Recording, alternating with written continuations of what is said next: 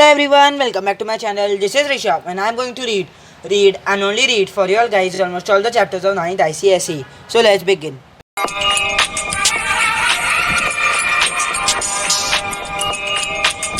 आप लोग को टाइटल और थंबनेल से पता चल ही गया होगा कि आज हम कौन सा सब्जेक्ट पढ़ने वाले हैं। नहीं जो सब्जेक्ट हम पढ़ने वाले हैं उस पे एक शायरी। लड़कियां अपने माथे पे लगाती है बिंदी, लड़कियां अपने माथे पे लगाती है बिंदी, और आज हम पढ़ने वाले हैं हिंदी। हम पढ़ने वाले हैं हिंदी। अगर आप लोग को और ऐसी शायरी चाहिए प्लीज़ कमेंट मी डाउन।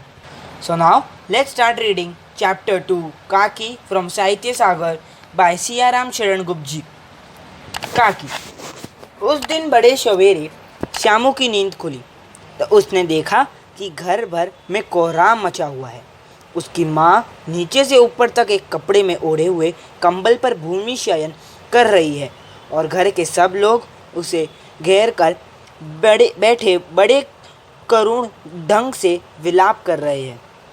लोग जब उमा को शमशान ले जाने लगे के लिए उठाकर ले जाने लगे तब श्यामू ने बड़ा उपद्रव मचाया। लोगों के हाथ से छूटकर वह उमा के ऊपर जा गिरा। बोला, काकी सो रही है, उन्हें इस तरह उठाकर कहाँ लिए जा रहे हो? मैं न जाने दूंगा।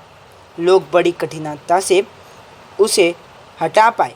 काकी के दाह संस्कार में उसे नहीं जाने दिया। एक दासी राम राम करके उसे घर पर ही संभाले रही। यद्यपि बुद्धिमान गुरुजनों ने उसे विश्वास दिलाया कि उसकी काकी उसके मामा के यहाँ गई है, परंतु असत्य का आवरण में सत्य बहुत समय तक छिपा न रह सका। आसपास के अबोध बालकों के मुंह से ही वह प्रकट हो गया। यह बात उससे छिपी न रह सकी कि काकी कहीं नहीं ऊपर राम के यहाँ गई है। काकी के लिए कई दिन तक लगातार रोते रोते उसका रदन तो क्रमश शांत हो गया, परंतु शोक शांत न हो सका। वर्षा के अनंतर 1-2 दिन में ही पृथ्वी के ऊपर का पानी तो अगोचर हो जाता है, परंतु भीतर ही भीतर उसकी आर्द्रता जैसे बहुत दिन तक बनी रहती है। वैसे ही उसके असत्य में वह शोक जाकर बस गया था। वह प्राय अकेला बैठा बैठा शून्य मन से आकाश की ओर ताका करता। एक दिन उसने ऊपर आसमान में पतंग उड़ती देखी। न जाने क्या सोचकर उसका हृदय एकदम खिल उठा। विश्वेश्वर के पास जाकर बोला, काका मुझे एक पतंग मंगा दो।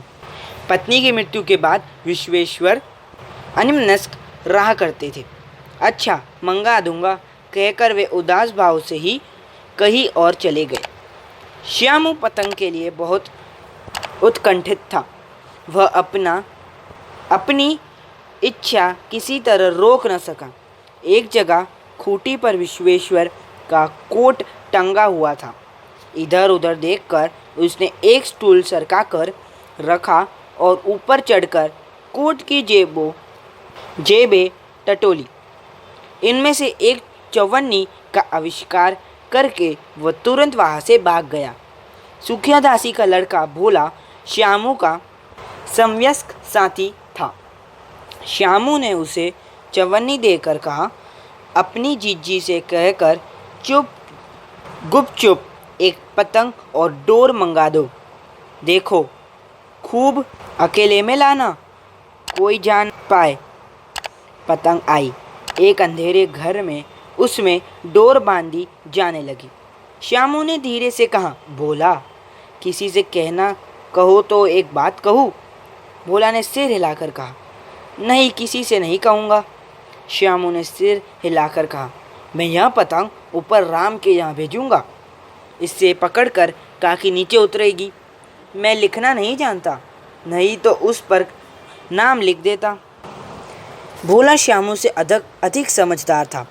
उसने कहा, बात तो बहुत अच्छी है, परंतु एक कठिनता है। यह डोर पतली है, इसे पकड़कर काकी उतर नहीं सकती। इसके टूट जाने का डर है। पतंग में मोटी रस्सी हो तो सब ठीक हो जाएगा। श्यामू गंभीर हो गया। मतलब यह कि बात लाख रुपए की सुझाई गई है। परंतु कठिनता यह थी कि मोटी रस्सी कैसे मंगाई जाए। पास में दाम है नहीं और घर के जो आदमी उसकी काकी को बिना दया माया के जला आए हैं, वे उसे इस काम के लिए कुछ नहीं देंगे। उस दिन श्यामू को चिंता के मारे बड़ी रात तक नींद नहीं आई। पहले दिन की तरकीब से दूसरे दिन उसने विश्वेश्वर के कोट से 1 रुपया निकाला, ले जाकर भोला को दिया और बोला, देख भोला, किसी को मालूम ना हो ना पाए, अच्छी अच्छी 2 रस्सियाँ मंगा दे। 1 रस्सी ओछी पड़ेगी। जवार भैया से मैं एक कागज़ पर काकी लिखवा लूँगा, रखूँगा। नाम की चिट रहेगी तो पतंग उन्हीं के पास पहुँच जाएगी। 2 घंटे बाद प्रफुल्ल मन से श्यामू और भोला अंधेरी कोठरी में बैठे बैठे पतंग में रस्सी बांध रहे थे। अकस्मात शुभ कार्य में विघ्न की तरह उग्र रूप धारण किए हुए विश्वेश्वर वहां आ घुसे। भोला और श्यामू को धमका कर बोले, तुमने हमारे कोट से रुपया निकाला है। भोला शक पकाकर एक ही डांट में मुखबिर हो गया। बोला, श्यामू भैया ने रस्सी और पतंग मंगाने के लिए निकाला था। विश्वेश्वर ने श्यामू को 2 तमाचे जड़कर कहा, चोरी सीख कर जेल जाएगा। अच्छा, तुझे आज अच्छी तरह समझाता हूँ।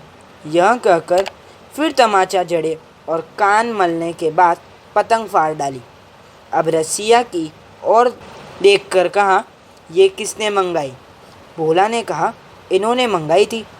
कहते थे इनसे पतंग तान कर काकी को राम के यहाँ से नीचे उतारेंगे। विश्वेश्वर हतबुद्धि होकर वहीं खड़े रह गए। उन्होंने फटी हुई पतंग उठाकर देखी। उस पर चिपके हुए कागज़ पर लिखा हुआ था काकी। If you want to ask anything from this chapter, you can comment me down. Don't forget to subscribe to my channel. Hope you like it. Thank you so much for watching. Goodbye.